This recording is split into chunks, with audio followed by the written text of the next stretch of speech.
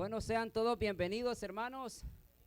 A ver, gusto de verles y también les saludamos a los que están conectados vía Facebook. A ver, un aplauso para los que están en Facebook.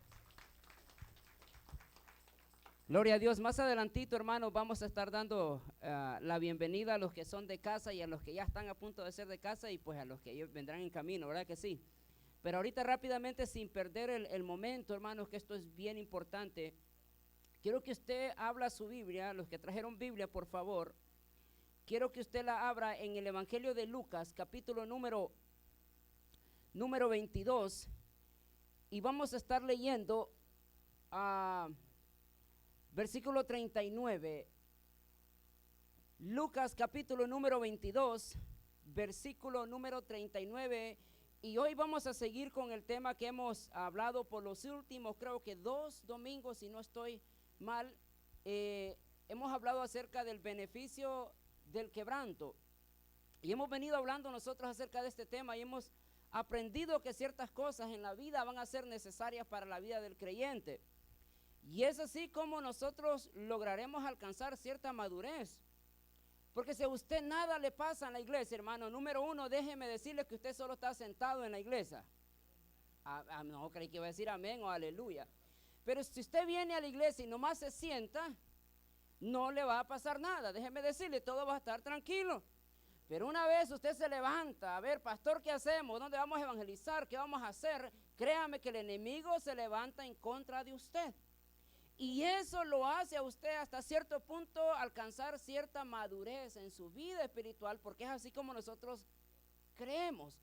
Ahora, volviendo entonces a este tema, lo que nosotros hemos estado hablando, beneficios del quebranto o vivir bajo el quebranto, hemos descubierto varios principios y la semana pasada, bueno, esta semana habíamos hablado acerca de que si el trigo no cae y muere, no llevará fruto. Y habíamos hablado acerca de las cosas que el apóstol Pablo decía. Tengo un aguijón que 3 veces le he pedido a Dios que me lo quite y dice, bástate de mi gracia porque mi perfección o mi voluntad o mi poder se va a hacer perfección en tu debilidad. Ahora, volvamos entonces nosotros a lo que nos incumbe el día de hoy bajo este mismo tema. Pero ahora Lucas capítulo número 22, versículo 39 en adelante nos da otro panorama diferente acerca del mismo tema. Y quiero que lo miremos nosotros bajo de ciertos principios que vamos a aplicar en esta tarde. Y dice la palabra de Dios en el nombre del Padre, del Hijo y del Espíritu Santo. Lucas capítulo número 22, versículo 39 dice, y saliendo se fue como solía al monte de los olivos. Y sus discípulos también le siguieron. Cuando llegó a aquel lugar les dijo, orad, que no entréis en tentación. Y él se apartó de ellos a distancia como de un tiro de piedra. Y puesto de rodillas oró, diciendo, Padre, si quieres pasa de mí esta copa, pero no se haga mi voluntad sino la tuya. Y se le apareció un ángel del cielo para fortalecerle. Y estando en agonía, oraba más intensamente y era su sudor como grandes gotas de sangre que caían hasta la tierra. Y cuando se levantó de la oración y vino a sus discípulos, los halló durmiendo a causa de la tristeza. Les dijo, ¿por qué dormís? Levantaos y orad para que no entréis en tentación. El monte de los olivos era un lugar donde Jesús iba casualmente o eventualmente él iba a orar. El monte de los olivos se conoce como una montaña al costado de Jerusalén. Y en el monte de los olivos había un lugar llamado Getsemaní o el jardín de Getsemaní. Y ahorita vamos a ver nosotros un poquito más de eso. Y en ese momento entonces Jesús sale al monte de los olivos y los jardines generalmente eran privados. Es decir, Jesús tenía a alguien que conocía y le dijo, hey, préstame tu jardín esta noche, quiero tener una plática con mis discípulos. Como Dios nos quiere decir hoy, vengamos a la iglesia porque quiero tener una plática con usted. Y nosotros, en vez de venir a la iglesia, en vez de buscar de Dios, ¿qué hacemos? ¿Qué hacemos? Hoy juegan las Chivas, dicen. Oh, no, ya no juegan, ¿no? En vez de nosotros buscar y escuchar la voz del Maestro, porque Él quiere tener un encuentro con nosotros en el jardín de Getsemaní o en el monte de los olivos para conversar y llegar a un acuerdo, nosotros nos hacemos los que no oímos y sabemos. Quiero predicarles entonces en esta tarde bajo el tema el quebranto en el Getsemaní. Y en Getsemaní es un lugar tan pintoresco hasta el día de hoy donde hay una basílica y la gente va anualmente, mucha gente visita este lugar obviamente pues para verlo, para experimentar cierta atracción de lo que representa este lugar. Mas sin embargo, más que una basílica, es la presencia de Dios mismo, es Jesús mismo diciéndole al ser humano: necesito que vengas. Ahora, el quebranto entonces en el Getsemaní me lleva a un poema. Yo lo agarré el poema y lo quiero compartir con ustedes en esta tarde. Y el poema dice de la siguiente manera: si el Getsemaní hablara, ¿qué nos diría? Si el Getsemaní viniera con nosotros el día de hoy y de repente tendría una conversación, ¿qué nos diría? ¿Qué vio el Getsemaní? Un poeta entonces se levantó y dijo: el murmullo de la noche se estremece entre penumbras desoladas. Bajo la luna llena se estremecen los olivos del silencio. El manto de tinieblas cubre el silencio sepulcral del amanecer de una noche serena. A lo lejos se distingue la sombra desconsolada de un hombre arrodillado, tembloroso ante su propio miedo. Ruega ante el destino imperioso del martirio. El miedo se involucra en su clamor. Él conoce el presentimiento de la angustia de esa cruz y esa muerte y agonía. En su rostro pálido y afligido se refleja la tristeza del alma, abrazada ante la inquietud de la noche. Comienza la condena. El sudor de la sangre se desliza por su rostro como un río desbordante de miedo ante lo que va a ocurrir. Busca desesperadamente la cercanía en su última noche, pero ahí están a lo lejos. Ay, ay, ay. Ay, ay, ay. Si mira a alguien que se está durmiendo, por favor, pégale con el codo. Yo le doy permiso el día de hoy. Pero ahí están ellos, vencidos por el sueño, presos de sus propios miedos, durmiendo. Espero que nadie se vaya a dormir en esta tarde, porque de aquí le voy a decir: hermano, no se duerma. Y cansado de sus pies adoloridos de ese desierto árido y infértil, siguiendo avivadamente al que proclama justicia. La sangre de la pasión, del sudor que se conmueve, del miedo inmensurable que le carcome hasta los huesos, ante la sumisión de entregarse a la verdad. Se escuchan pasos del amanecer. Del mal se aproxima, viene de lejos apresurado. En una mano sujeta las 30 piezas de plata y en la otra la cuerda que sujeta la traición. Solo bastó un beso para reconocerlo. El beso fue certero, con olor a muerte, falso e hipócrita. Beso de muerte que se queda impregnado en los labios de la traición. Las tinieblas escuchan el clamor de ese Getsemaní, silencioso, sepulcral, con olor a muerte. Getsemaní, mi querido hermano, significa la prensa de aceite. Y una de las características de la prensa de aceite es agarrar la aceituna o el olivo, como se le conoce en muchos lugares, echarla en ese lugar y empezar a destriparla hasta que salga el mejor aceite de la aceituna o del olivo.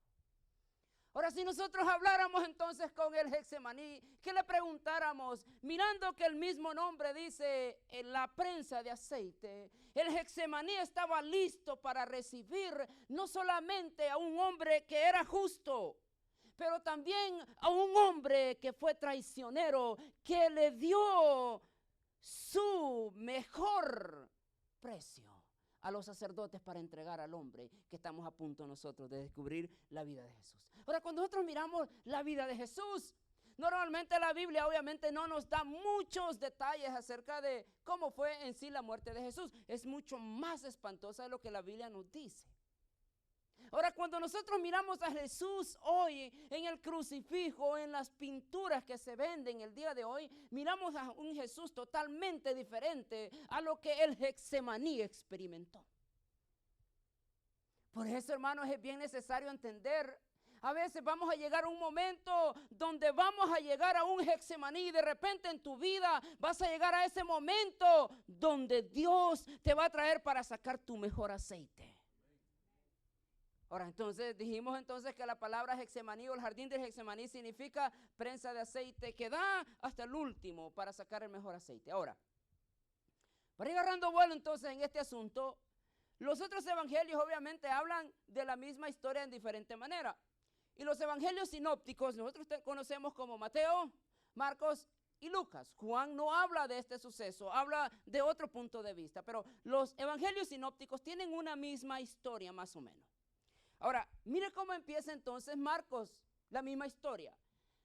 Vinieron pues a un lugar que se llama Getsemaní. ¿Okay? Lo que acabamos de leer nosotros dijimos que fue al Monte de los Olivos. Y en el Monte de los Olivos está el jardín de Getsemaní. Y dijo a sus discípulos, sentaos entre tanto que yo oro. Y tomó consigo a Pedro, a Jacobo y a Juan y comenzó a entristecerse y angustiarse y les dijo, mi alma está muy triste hasta la... ¿Por qué no dijo el Espíritu? Obviamente tiene varios significados. Vamos a dejar esa historia ahorita porque pues las cosas que vienen son más interesantes. Mateo empieza esta historia en el capítulo 26, versículo 36 dice, entonces llegó Jesús con ellos a un lugar que se llama Getsemaní. Si nosotros miramos los tres evangelios contando la misma historia de diferente manera. El punto aquí es que Jesús estaba a punto de ser entregado para entrar entonces a lo que se le conoce como la pasión mismo del amor por usted y por mí. Ahora, algunas cosas entonces a tomar en cuenta en esta historia. Ya que nosotros tenemos una más o menos, ya vimos algo por ahí de lo que significa Getsemaní y dónde estaba y obviamente el poema. Aquí va. Primero, la naturaleza humana y divina de Jesús de Nazaret. Ahora, versículo número 34 dice, les dijo, mi alma está muy triste hasta la muerte, quedaos aquí y velad. Obviamente el alma es la parte del hombre. El hombre está dividido en cuerpo, alma y espíritu. Y obviamente en esa parte Jesús sintió tanta tristeza que sus emociones mismos lo llegaron a traicionar por un momento. Póngame atención, no se me pierda. Porque estando entonces, hermanos, a la puerta del sacrificio, Jesús sabía lo que representaba estar en Getsemaní. Él sabía dónde iba, lo que le iban a hacer. Y en ese momento las emociones lo traicionan. Hasta el momento que él dice, Padre, mira, si es posible lo podemos arreglar de otra manera. Aquí te van 20, lo arreglamos de esa manera. Aquí te van 30, lo podemos hacer de esa manera. Y Jesús dice, si es posible, pasa de mí esta copa, pero que no se termine haciendo lo que yo quiera. Por eso Jesús dice Y él les dijo, mi alma está muy triste hasta la muerte, porque sintió en un momento determinado, sintió miedo. Ahora, si usted un día, hermano, siente miedo, créame, no está pecando. Es parte de las emociones del ser humano. Y si usted no es un hombre que no tiene miedo, entonces déjeme decirle que ya se murió. Pero como no hay ningún muerto acá, pues obviamente. Bueno, volvamos aquí al tema entonces. Dice entonces, mi alma está muy triste hasta la muerte, porque sus emociones, un momento, desfallecieron. Y eso me recuerda algo bien importante. Por ejemplo, cuando salió Juan el Bautista al desierto, dice que él bautizaba y predicaba. Pero llegó un momento donde a Juan lo encarcelan y lo llevan. Y llegó un momento donde Juan tuvo y le traicionaron las emociones y le mandó a decir a Jesús, oye Jesús, ¿eres tú el que estábamos esperando o deberíamos de esperar a alguien más? A Juan lo traicionaron las emociones. ¿Cuántos hombres fallamos nosotros el día de hoy porque lo traicionan las emociones? ¿Cuántos de nosotros no le servimos a Dios porque nos traicionan las emociones? ¿Y qué son las emociones? A veces estamos arriba, a veces volamos, pastor, hablo 7 lenguas sin parar, pero a veces apenas hablo el español. Nos traicionan las emociones, mi querido hermano. Por eso es bien importante nosotros como seres humanos, como creyentes, estar sanos emocionalmente. Si usted no está sano emocionalmente, va a tener problemas primero en su persona. Porque así no me quiero, estoy muy feo. ¿Y quién le ha dicho a usted que está feo? No me quiero, estoy muy gorda. ¿Y quién le ha dicho a usted que está gorda? Nos traicionan las emociones. Segundo, las emociones te van a afectar en tu matrimonio. A mi mujer ya no la miro tan bonita como hace 20 años. Obviamente que no, hermano. Ya pasaron muchas libras, ya pasaron un montón de cosas.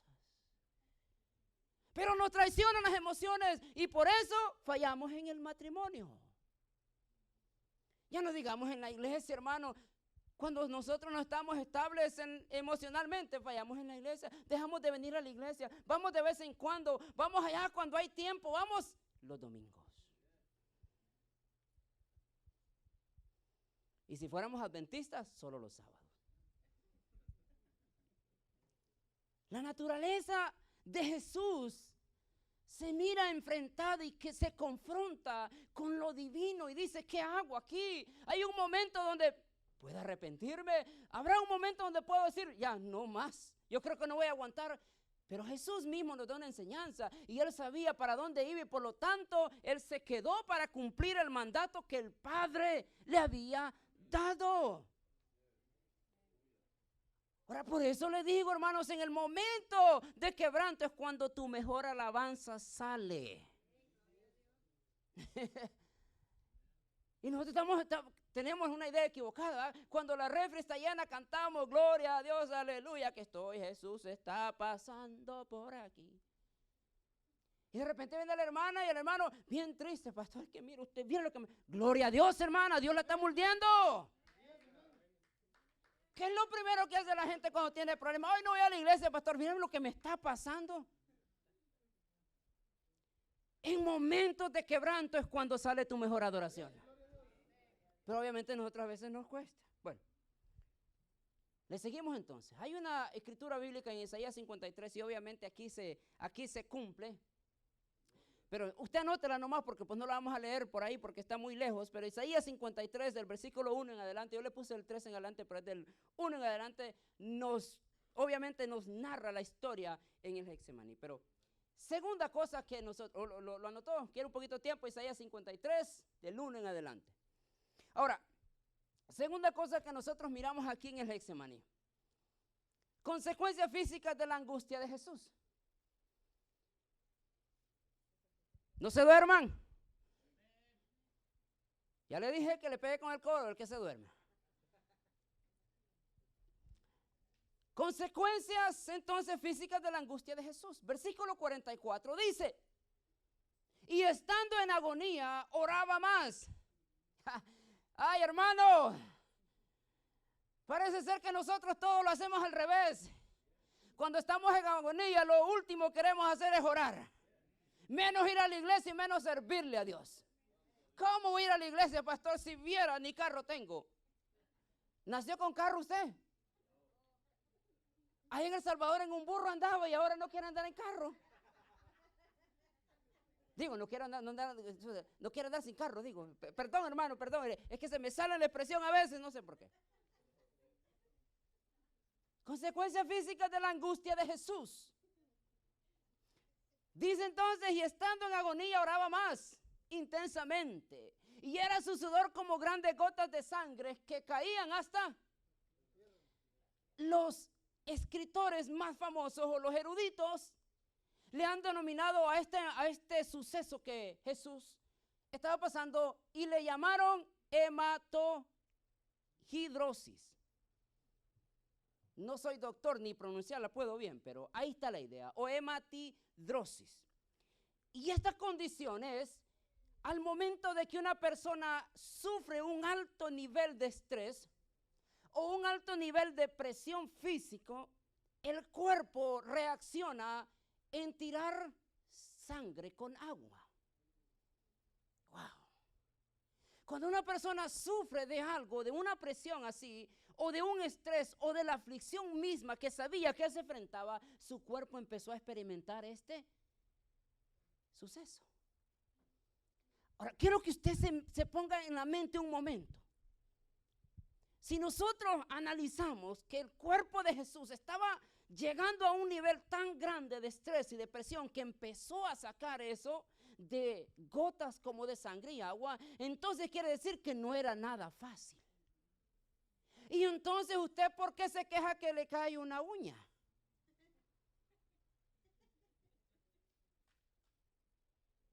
Tengo gripe, pastor, hoy no voy a la iglesia. Les sigo predicando, ¿verdad? Que sí, es que veo que se me quedan viendo muy raros. Pastor, hoy no voy a ir a la iglesia porque mire, fíjese que, híjole, me corté ayer la uña y me salió sangre. Jesús está en un momento de tensión tanto que el cuerpo empieza a despedir gotas de sangre con agua porque era tan fuerte. Y ahí mismo él dice, voy a orar más intensamente. Ahora, hermano, yo no sé si usted está captando esta idea, pero créame, hermano, cuando yo leo esta historia, cuando yo leo estos pasajes bíblicos, hermano, y siendo un poquito desanimado, me da aliento, vamos. Porque eso no es nada lo que está pasando con lo que Jesús estaba pasando. Entonces, en pocas palabras, hermano, el quebranto mismo va a hacer que tu cuerpo busque más a Dios. Y obviamente nosotros, hermano, honestamente vivimos en el tiempo donde la iglesia no quiere ni orar. Yo quería decir amén, ouch, o aleluya, o sígale pastor, no sé qué, pero algo iba a decir. A la iglesia no le gusta orar el día de hoy. Y el problema más grande es que está teniendo dificultades, problemas a su vida y no le gusta orar. Porque nosotros, obviamente, hay un evangelio que nos ha venido a invadir tanto a nosotros, que nos habla de la prosperidad y que tú lo puedes hacer y que miren, y nosotros nos quedamos así deslumbrados por las cosas que se hablan. La unción de David, la unción de Aarón, la unción de Saúl. Y, ay, ¿qué es eso, pastor? Pero la unción de Jesús no la dicen cuando estaba en Getsemaní. Porque nos dicen a nosotros que el evangélico, que el cristiano no puede sufrir. Y si sufre es porque está en pecado o en problema. ¿Y quién le dijo eso a usted? Ya dijimos nosotros que la enfermedad y las dificultades vengan o vienen a nosotros para recordarnos que todavía seguimos siendo humanos. Porque si un día de repente te hinchas del pecho, no, ay, pastor, ya no me ponga a predicar los viernes. Póngame solo los domingos. Calmado. Sereno moreno, dicen en El Salvador. Sereno moreno, tranquilo. Bájese, no se infle mucho porque el sapo cuando se infla explota. Ahora entonces, en este momento donde Jesús, Él experimenta tanto este dolor que su cuerpo empieza a despedir estas cosas, hermano. Créame, esto es algo horrible. Siguiente cosa. la angustia y la súplica al Padre. Obviamente cuando Jesús llega al Getsemaní y está el momento de quebranto, él tiene duda y él pregunta, Señor, ¿será posible arreglarlo de otra manera? Y Jesús mismo, su cuerpo está siendo expuesto a estos niveles de estrés y depresión que él dice, I don't know what to do aquí, yo no sé qué voy a hacer.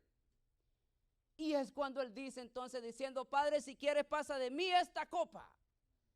En otras palabras, mi querido hermano, en un buen mexicano, y me van a disculpar los salvadoreños y los nicaragüenses y los demás, eran, usted puede hacer así, puede hacer una tranza por aquí, a ver si le armamos. En buen mexicano, hagamos una tranza. Y si fuera chilango, ¿cómo le haría, hermano? Una tranza.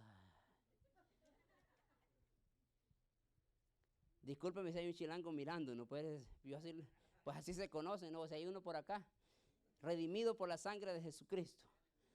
Diciendo, Padre, si quieres, pasa de mí esta copa, pero no se haga mi voluntad. Eso me recuerda el día de hoy a nosotros. ¿Cuántos terminamos haciendo la voluntad de Dios? ¿Cuántos de nosotros le pedimos consejo a Dios cuando ya hemos tomado la decisión?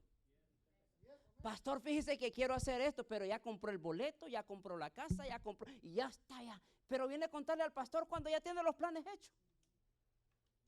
Y se va a arrodillar cuando ya. Ese hombre es el mío y se va a arrodillar ahí. Señor, mira, cambia. No, usted ya tomó una decisión. ¿Me explico? ¿Cuántas veces nosotros somos así? Queremos nosotros torcerle el codo a Dios y decirle, Señor, mira, pues ni modo, hagámoslo, pues no se puede hacer de otra. Y termina siendo. Pero ahí nosotros nos damos cuenta que Jesús mismo dice, mira, Padre, si es posible, si no hay otra manera, está bien, no hay problema. Pero que no termine haciendo lo que yo quiera, sino lo que tú me has mandado a hacer. Wow.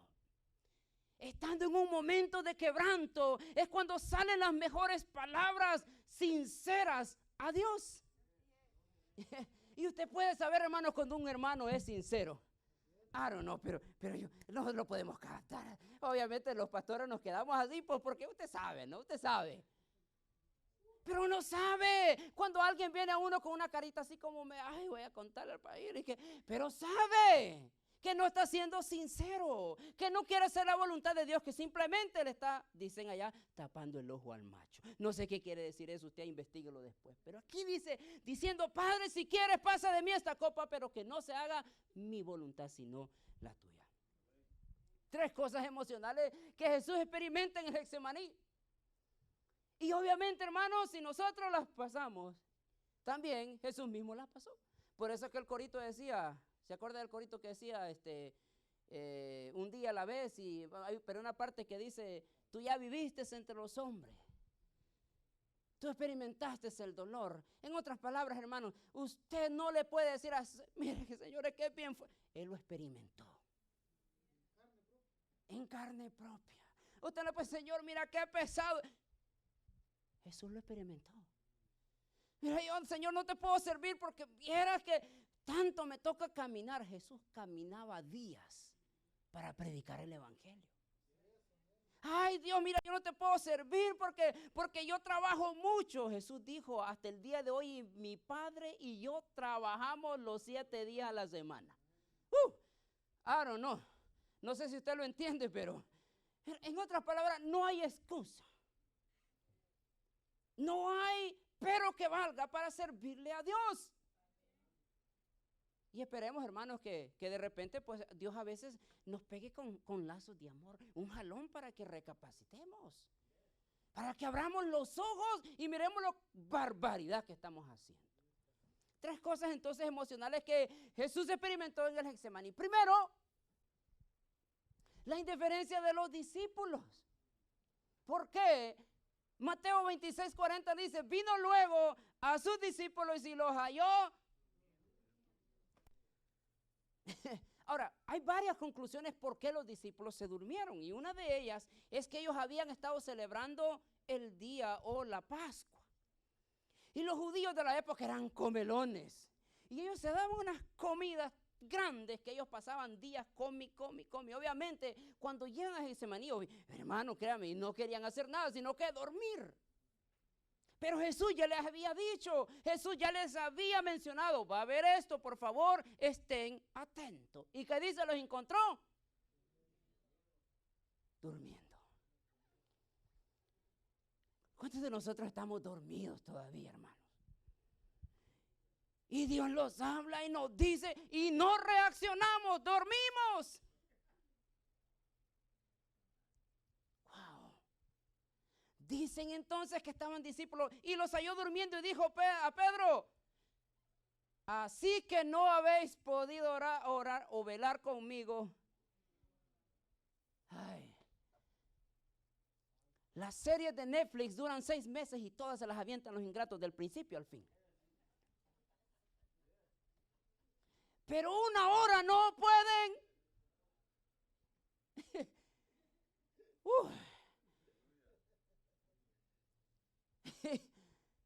¿Qué dice? Ay, pastor, yo leo un versículo y me quedo dormido. Póngale un partido a ver si lo duerme. Cuéntele un chisme a ver si le duerme. Hasta le está llamando por si se le colgó. Y si se le acabó el saldo, va a comprar saldo para seguir con el chisme. Pero la palabra le da sueño. Los servicios de oración en la iglesia normalmente están 3, 4, 5 en todas las iglesias. Nadie quiere orar. Y es así como nosotros entonces agarramos la apatía hacia Dios. Porque cuando nosotros no tenemos contacto con Dios, se nos muere el interés. Jesús le dice, mira, hey, no puede ser. Están viendo lo que me está a punto de suceder y ustedes dormidos. En otras palabras, a los discípulos primero no les importó lo que estaba pasando o lo que iba a pasar. No les interesó y tampoco no creyeron. Porque mirar a los discípulos, Jesús los lleva a Getsemaní y le dice, quédense, vamos a orar. Pero cuando Jesús regresa 1 hora después, los encuentra dormidos. ¿Qué es eso? Falta de interés. ¿Por qué no viene a la iglesia usted? Por falta de interés. Y perdón si lo ofendo. ¿Le sigo al tema o qué onda? Porque veo que ya los veo. ¿Por qué no servimos a Dios? Por falta de interés. ¿Por qué no escudriñamos la palabra? Por falta de interés. Ay, hermano. Así que no habéis podido velar conmigo 1 hora. Velad y orar para que no entréis en tentación. Y después obviamente vienen a decir, pastor, es que la mujer, que va, que la mujer. Es que viene esa mujer como molesta. Yo sé que las mujeres molestan, yes. Pero no justifica que usted se vaya con la vecina. No justifica que usted vaya a buscar al modelo. Orar para que no entréis en tentación. No creemos. Porque nosotros decimos, pastor, yo lo tengo todo controlado. Soy hombre macho y no me puedo controlar yo solo. Mentiroso. Eso es mentira, que un hombre se puede controlar a sí mismo. Hermano. Elvis Presley, el rey del rock and roll de la década de los 60. El hombre conquistó el mundo. A la edad de 36 o 37 años murió. Porque no pudo controlar un vicio que usted ya conoce. Alejandro el Grande, uno de los grandes emperadores de la época de Jesús, conquistó el mundo por ese momento que había en menos de un mes. Pero no pudo conquistarse él solo. Así que se mató. Ahora, nosotros podemos tener todo, hermano, pero nunca te vas a poder conquistar tú solo. Nuestro corazón es traicionero y nuestra carne es traicionera. Ahora entonces la indiferencia de Jesús, obviamente Jesús se siente así medio difícil el asunto porque ve que los discípulos están dormidos, no les interesó.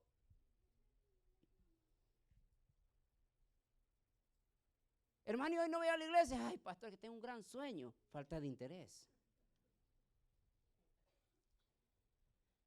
Ahora, la indiferencia de los discípulos, ese es el primer choque que Jesús tiene emocionalmente. Porque obviamente, hermanos, cuando nosotros miramos a nuestra esposa o a su esposo que le falta interés en algo que usted quiera, ¿cómo se siente usted?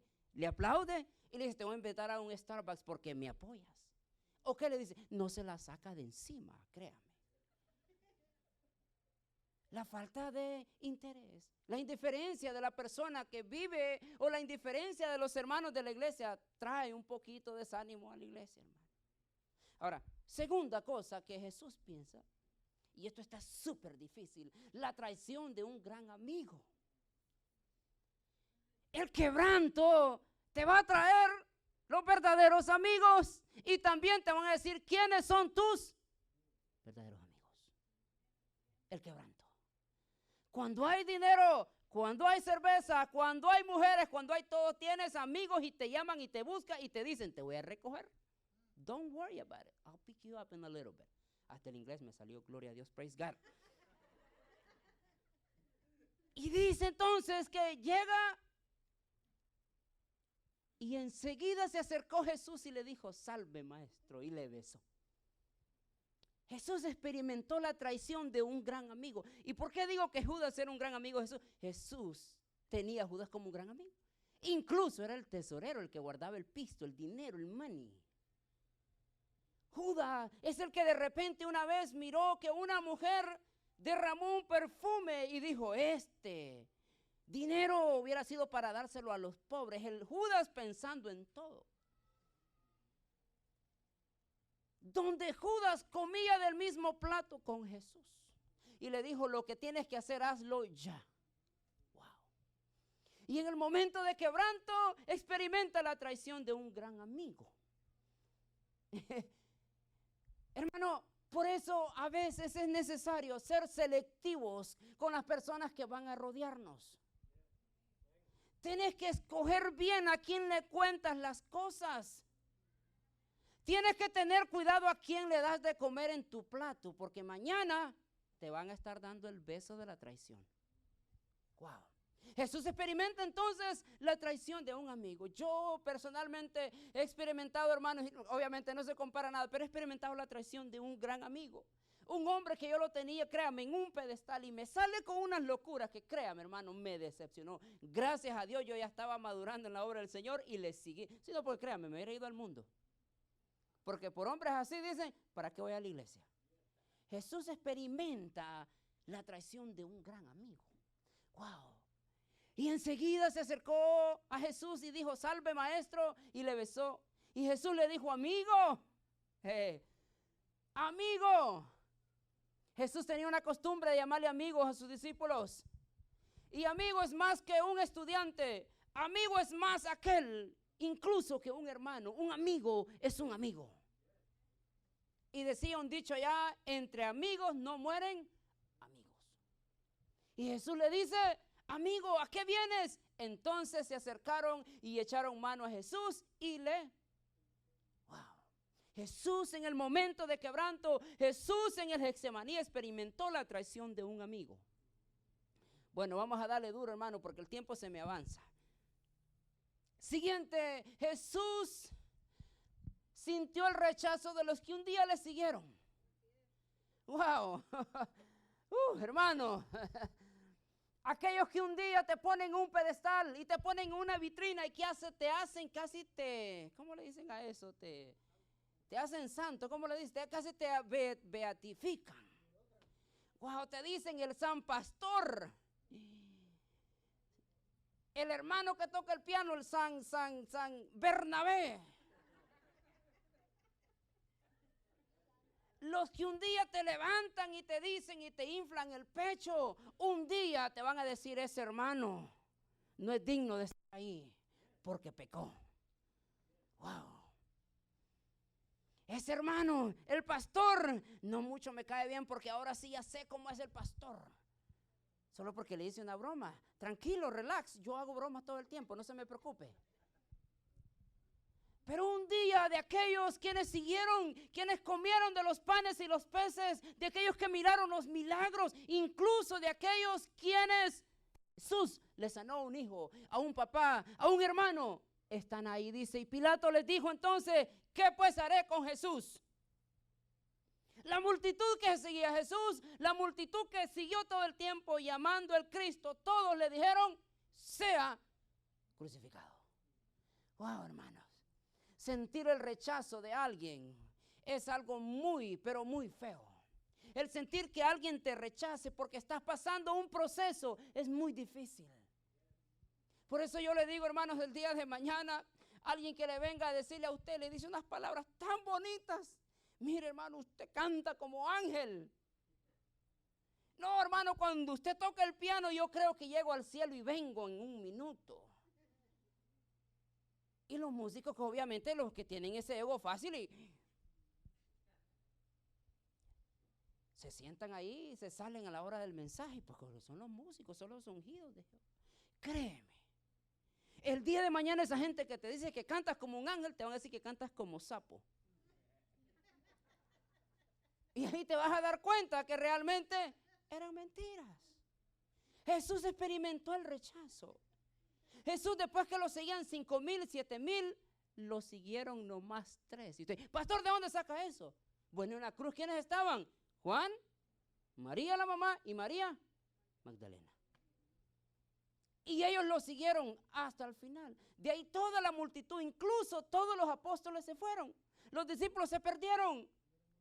Tuvieron miedo, se fueron. ¿Se da cuenta, hermano? El quebranto te va a mostrar quiénes son las verdaderas personas que necesitas tener al lado. Ahora, para ir terminando ya con este asunto, bueno, por hoy no, porque esto sigue, porque esto cada día se pone bueno, hermano. Jesús nos enseña 3 cosas a nosotros. Y con estas 3 cosas nos vamos a quedar porque el tiempo se me fue. Jesús nos enseña 3 cosas. La primera de ellos es que en momentos de quebranto se aprende a hacer la voluntad del Padre. Ahora, miren lo que dice el texto bíblico entonces, diciendo: Padre, si quieres pasa de mí esta copa, pero que no se haga mi voluntad, sino la tuya. Los momentos de quebranto, hermanos, van a venir a tu vida para enseñarte algo bien importante, que necesitas depender de Dios. Si en este momento estás pasando un problema, un quebranto, una dificultad, no creas que Dios es malo y que se ha olvidado de ti. Es que simplemente Él te está guiando y te está diciendo: mira, hija, no hagas esto, porque nosotros somos bien testarudos, queremos, no, aquí voy. No, aquí voy, no. Y Dios entonces permite esas cosas para que aprendas a hacer la voluntad de Dios. Ahora, muchos de nosotros cometemos los errores en la vida, ¿verdad que sí? Si a nosotros nos tienen la oportunidad de decir: hermano San Jorge, digamos San Jorge, no hay ningún San Jorge aquí, ¿verdad? Pero hermano San Jorge, si a usted le diera la oportunidad y volver a su niñez, ¿qué cambiaría en su vida? No, hermano, aquí lloramos todos, llegamos hasta mañana, no, mira, pastor, yo viera esto y lo otro y lo otro. ¿Sabe por qué hizo todas esas barbaridades? Porque nunca hizo la voluntad de Dios. Porque siempre quiso hacer su voluntad, porque siempre quiso hacer lo que yo pienso, porque los Benavides así somos. Ah, ok. Los Ruiz, ¿cómo somos? Gloria a Dios, ¿ah? ¿Y los Trejos cómo somos? Chulada, mejor todavía. ¿Por qué terminamos haciendo varios errores en nuestra vida? Porque en los momentos de quebranto nosotros pensamos que Dios nos olvidó. Porque pensamos que Dios ya no tiene un plan para mi vida. Y cuando vienen todas esas cosas, entonces nosotros empezamos a hacer nuestra voluntad. Y es cuando nosotros nos enfrentamos entonces en los errores que vienen a nuestra vida. ¿Por qué causan tantas enfermedades en nuestro cuerpo ya cuando llegamos a los 40? Por la forma que yo era cuando estaba joven, porque cuando estaba joven usted volaba, se tiraba de las bicicletas, de los caballos, de los burros, no le pasaba nada. Pero llegar a los 40, aquello que hizo hace 20 años, ahora sí. ¿Se da cuenta? Porque nunca hacemos la voluntad de Dios. Y los momentos de quebranto nos sirven para hacer la voluntad de Dios, mi querido hermano. Y yo sé que es muy difícil el tiempo de quebranto. Es muy difícil caminar en los tiempos de Dios. Créame, es muy difícil. Algún día yo le voy a contar mi historia. Ahora se la debo, ahí se la voy a dejar. Pero un día le voy a contar mi historia. Y no se la cuento porque no creo, sino que estoy esperando un momento indicado para que usted lo sepa. Y porque yo le hablo estas cosas. Entonces, hay momentos entonces que el quebranto nos aprende a hacer la voluntad del Padre. Para que sepamos nosotros, hija, ese trabajo no te conviene. Ay, pero es que mire, pastor, que mire que ese trabajo. No, mire, es que ahí tengo todo. Sí, pero no es la voluntad de Dios porque no te deja venir a la iglesia. ¡Auch!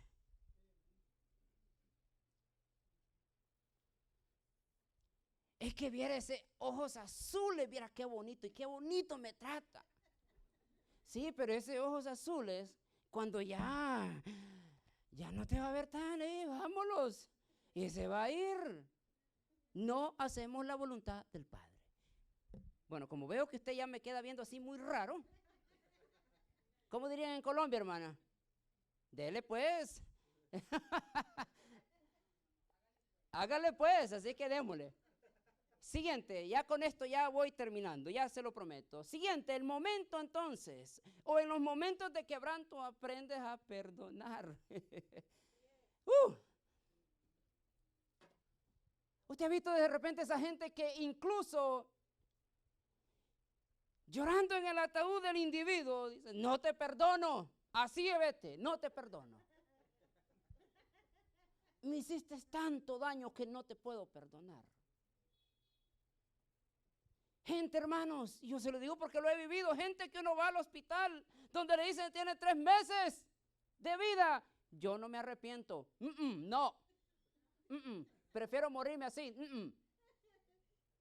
Viendo el quebranto, viendo que la muerte se le acerca y la gente diciendo, no, yo no puedo eso, no puedo perdonarlo, no. Con esto me voy a ir a la tumba, como que gran orgullo, ¿verdad? Ahora, miren lo que dice el versículo 45, dice, entonces vino, bueno, obviamente la historia, pues si usted la sigue leyendo va a encontrar esto, entonces vino a sus discípulos y les dijo, dormid ya. Ahora sí, váyanse a dormir, hombre, no hay problema. No les guardo rencor, váyanse ya, de todas maneras, pues ya, se tenía que cumplir y vámonos. Dormir ya y descansad, de aquí ha llegado la hora y el Hijo del Hombre es entregado en manos de pecadores. Levantaos y vamos, ve, se acerca el que me entregará. Obviamente en el momento de quebranto, entonces, si hay una persona que te trata mal, ¿qué es lo que vas a hacer? ¿Lo vas a hacer bienvenido a tu casa? O le decir, no, tú no me ayudaste cuando... Pero miramos a Jesús que, váyanse, no hay problema. Jesús aprendió a perdonar. En otra mente Jesús les hubiera empezado a replicar, hey, no me ayudaron a orar, no se levantaron conmigo, no me defienden. Jesús les dijo, no, descansen, váyanse, no hay problema porque aquí ya se termina. En otras palabras, hermanos, el quebranto te ayuda también a perdonar. O sea, no es posible que nosotros el día de hoy tenemos una persona a quien no hemos perdonado. Y predicamos el amor de Dios, hablamos del amor de Dios, venimos a la iglesia y le servimos, pero sabemos que allá adentro hay alguien que no hemos perdonado todavía. ¿Sabe que hay un momento, hermano, donde va a venir y vamos a ser enfrentados ante los ojos de Dios? Nos va a decir, necesitas perdonar y necesitas pedir perdón. El quebranto te ayuda entonces a ser más humilde. El quebranto te ayuda a ser más sensible al Espíritu Santo de Dios. Ahora, si el quebranto no te ha servido de nada, hermano, estás en un grave problema. Si en los momentos difíciles no has aprendido a perdonar, créeme, estamos muy mal. Por último, ya con esta me despido porque ya el tiempo se me fue. Tercero, entonces, en momentos de quebranto, en momentos de quebranto aprende aprende a orar. Marcos 14:37 dijo, vino luego y los halló durmiendo y le dijo a Pedro, Simón, el que era Pedro, obviamente se llamaba Simón y Jesús le cambió el nombre a Pedro o Petra, como se le conoce. Dice, ¿duermes? ¿No has podido velar una hora? En momentos de quebrantos, hermanos, lo mejor que tenemos que hacer es orar. Porque al orar, nosotros vamos a estar experimentando una comunión con Dios. Y Dios va a empezar a decirnos a nosotros lo que tenemos que hacer y qué tenemos que, o dónde tenemos que caminar. Pero yo voy a volver a repetir lo que nosotros hacemos en momentos de quebranto. ¿Qué es lo que hacemos? Primero, y esto es bien, hermano, y esa es una de las señales, y uno como pastor uno lo ha visto, la primera señal que una persona se está enfriando es cuando ya deja de ir a la iglesia. A menos que vaya a otra, no, gloria a Dios. Pero si ya no va a la iglesia, eso es señal que hay un problema. Ya no quiere ir a la iglesia. No, menos servir a la iglesia. Ay, si no va, menos servir. Ahora, ¿por qué? Por las diferentes cosas que vienen a nuestra vida. O sea, cualquier cosa que sea, problemas en la casa, problemas en el trabajo, problemas donde sea, problemas en momentos de quebranto. Lo primero que nosotros hacemos es dejamos de orar. Y al momento de dejar de orar, nosotros, ¿qué pasa? Empezamos a oír otras voces exteriores, ¿verdad que sí? Al momento de dejar de orar, empieza a venir alguien más y nos dice, no, yo creo que esto es lo mejor para ti. Que vas a ir a la iglesia, ahí de nada te sirve. Mira, si Dios no te escucha la oración, mira lo que está pasando, ya no vayas. Ay, como nosotros somos muy buenos para escuchar eso, ¿verdad? Y somos peores para hacerle caso a las malas noticias. Por eso dice, ¿verdad? La mala noticia corre más rápido, como dice el dicho, por ahí dice, ¿verdad? O sea, que nosotros le hacemos más caso a las malas noticias que a las buenas noticias. Yo le estoy diciendo a usted, ¿verdad? Dios lo va a bendecir a usted. Y usted, el pastor está molestando, está jugando conmigo. Pero si alguien viene y le dice, mira, tienes una enfermedad y te vas a morir mañana, y dice, no, vamos para la casa, vámonos, voy a preparar todo. ¿Se da cuenta? Yo le dije a usted, Dios lo va a bendecir. No me creyó. Porque ni amén dijo. Pero le mandan un texto de la clínica que usted fue el viernes a hacerse un examen físico y le dice, mire, tiene esto. No, ya no voy a la iglesia porque ya me voy a morir. Le creemos más a las noticias malas. En los momentos de quebranto, entonces, nosotros lo que primero necesitamos hacer es orar más.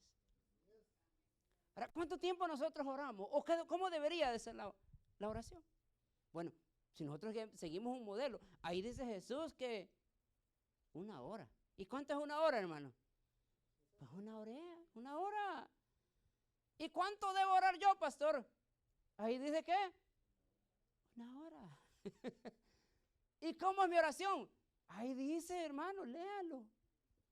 Si andamos buscando excusas para no orar. Y nos gusta más que nos digan, que nos lean la mano. Es que me prepara el futuro. Wow. Da risa, pero es verdad, hermano. Los evangélicos visitando a los brujos, que Dios reprenda al diablo. Espero que ninguno de los que están aquí haya ido, porque no, y créanme, vamos a orar por usted en esta tarde. En momentos de quebranto, entonces aprende a orar, hermano. Si hay algo, y algo bueno que vamos a rescatar de los momentos difíciles en nuestra vida, va a ser la oración. Todo el tiempo. Y yo le voy a volver a repetir, en los momentos de quebranto es cuando su mejor adoración y oración va a salir de usted. Porque todo el mundo dice gloria a Dios, amén, aleluya, cuando todo está bien en su vida. Pero voy a preguntarle a alguien que le diga, te vas a morir mañana, y usted le diga gloria a Dios, aleluya, me lo va a mandar para su casa. Porque es cierto. Pero en ese momento es cuando nosotros debemos de decir el mejor aleluya, gloria a Dios, Cristo vive. Pongámoslo de pie, hermano, porque les voy a quedar a deber varias cositas por ahí, pero las dejamos para la próxima semana, porque pues el tiempo se me ha terminado. Ahora, vamos a orar.